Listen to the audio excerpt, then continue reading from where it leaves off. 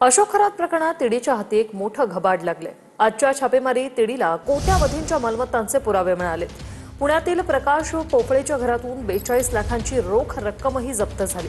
प्रकाश पोफळे हे खरातचा सीए ललित पोफळेचे वडील आहेत। ईडीने अशोक खरातची 2,50,00,000ची बँकेतील रक्कम गोठवली।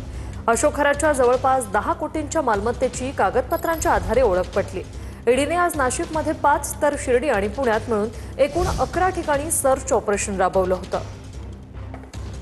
कृष्णा सोनारवाडकर आमचे प्रतिनिधी आपल्यासोबत फोन लाईनवरून जोडले गेलेले आहेत। कृष्णा, कोट्यावधींच्या मालमत्तांचे पुरावे आज ईडीला मिळाल्याचं कळतंय, काय अपडेट?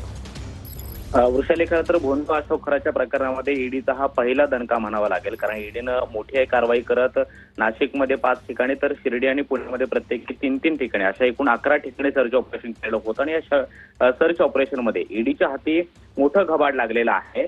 जो अशोक खरातचा सीए करत होता त्या प्रकाश पोफळेच्या घरामध्ये 42 लाखांची रोख रक्कम जी आहे ती ईडीला मिळालेली आहे, ती सुद्धा ईडीने जप्त केलेली आहे। तर 2.5 कोटींचा जो काही बँक बॅलन्स आहे तो ईडीनं अशोक खरातचा गोठवलेला आहे, जो वेगवेगळ्या बँकांमध्ये होता। त्याचबरोबर कोट्यावधीची एक मर्सिडीज बेन्झ जी गाडी आहे ती सुद्धा ईडीने जप्त केल्याचं कळतं आहे। आणि 10 कोटींच्या मालमत्तांचे जे काही कागदपत्र आहेत ती ईडीला मिळालेली आहेत। या कागदपत्रांच्या आधारे त्या मालमत्तांची प्रॉपर्टीची ओळख पटवण्याचं काम ईडीच्या अधिकाऱ्यांकडून सुरू आहे। मात्र या 10 कोटीपेक्षा आणखीही मोठ्या प्रमाणामध्ये मालमत्ता अशोक खरातची असू शकते, जी ब्लॅकमध्ये असू शकते असं देखील ईडीला संशय आहे। मात्र या सगळ्या कागदपत्रांच्या छाननीनंतर ईडीकडून येत्या काळामध्ये आरोपींना कशा पद्धतीनं पुराव्यांसहित कोर्टामध्ये चार्जशीट फाईल केली जाते हे पाहणं महत्त्वाचं असणार आहे। मात्र आज 11 ठिकाणी झालेल्या सर्च ऑपरेशनमध्ये 42 लाखांची रोख रक्कम, 2.5 कोटी मालमत्ता गोठवण्याची कारवाई, त्याचबरोबर एक मर्सिडीज बेन्झ गाडी जी जप्त करण्यात आलेली आहे आणि 10 कोटींच्या मालमत्ताचे पुरावे जे आहेत ते ईडीच्या हाती लागलेले आहेत। त्यामुळे या पहिल्याच कारवाईमध्ये